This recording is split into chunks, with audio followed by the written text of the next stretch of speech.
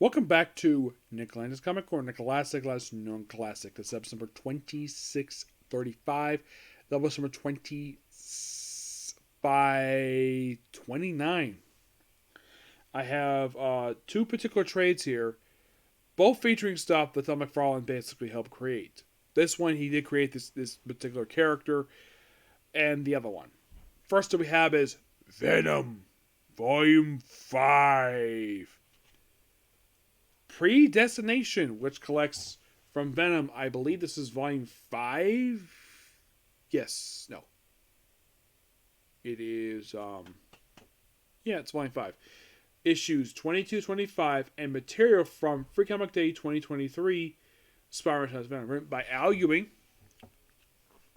Yep, Al Ewing is the writer for... He is mostly put the writer for the Free Comic Day issue. He does writing for 22, 24, and 25. Turn Garbuck does basically 23. The artwork for the Free Comic Day issue is some Kafu for the main books himself. For 22, 23, it is... for 22, it's mostly Roman Bashi's. 23, he does it with Ken Lashley. 24, Sergei Digvario, who does it with Ken Lashley for 25. Kafu does 25, along with Julius Atta. Brian Hitch is the cover right here with Alex Sinclair. So we start out with a bit of a flashback of basically we have home of the Williams, basically home of the two angels. We do this guy called Flexo. It's a bit of time travel stuff here. And then apparently it's affected by a symbiote. And then he gets stabbed by Venom. We cut to the main book where it's like just a couple years later. And I love the artwork here. It is so gorgeous. The style, the coloring here reminds me a lot of Mike Mignoli's Hellboy. That's what it reminds me of. So we break through, and then Dylan, yes, Dylan, who's the host of the symbiote, basically runs to the city. And by the way, his spice symbol is distorted for some reason on him. I'm not sure why. So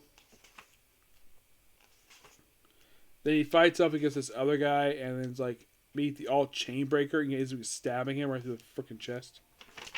Yeah.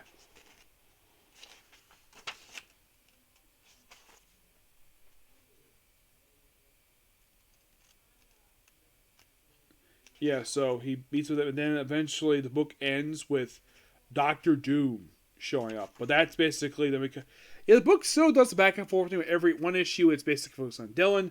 Another issue focuses on Eddie Brock himself. And we have Dylan basically being hunted by Toxin. Yes, Toxin.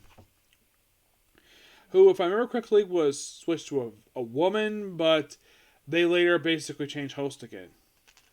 So they were either work together, the current host of the Toxin symbiote. Yeah. To rescue people. And then eventually 24 picks up wherever the end of 25, 23 left off, 22, where Eddie Brock has gone to Latveria with Balaam, a symbiote. Yeah, the symbiote from the cover here, he brings with him to Latveria. It's like, he thinks he calls up Mr. Allen, Charles Allen. Yeah, because like, actually it's Mr. Brock, Mr. Eddie Brock. I'm here to see your boss. The talk of me, we have to go back a ways. Enemy of Doom confirmed. First law of Doonabotics, suffered no enemy doomed to live. Now executing Directive 1 by executing Eddie Brock. Votism Hexam. It's like, fine. Of course, basically, it's like, okay, team up with the symbiote, battle the robots, like, I have failed, blows up, and then he just busts the freaking wall like he's Kool-Aid Man. It's like, want to join me for dinner? Sure. Yum, got a big turkey thing. And then they fight right afterward. Yep, they start fighting. Yep, and it leads him to use his time travel chain to go, oh crap, they go back in time. First the frickin' dinosaurs. Yep, which, Venom T-Rex, who turns out to be this weird guy here, looks like a character from Hickman's Avengers Rook. So, after they time travel there, they later travel to the 40s, where they picture of Adolf Hitler. I mentioned what happened in number 7. So then eventually have him be a young first Peter Parker. We see him witnessing the famous cover from Amazing 15. And for some reason, his jacket has the Venom symbiote on the back. Symbol for his symbiote costume. I'm not sure why. And that's where the events are timeless. In fact, apparently, Eddie Brock is friends with Kang the Conqueror for reasons. So they fight. And then Henry steal his sled. Rosebud 2. Probably a nod to Citizen Kane. So they fly back. And apparently it's like a ticking bomb. So that's the reason why he doesn't reunite with him. It eventually goes to, looks like 2023. Where it's like some future going on and takes on Flexo. And then the book ends basically with Eddie presumably taking us on the future. Really good book. Loved it. Give this book a 10 out of 10. That was a really good book. Next up we have is The Scorched, which collect issues 13 and 18 of the ongoing series.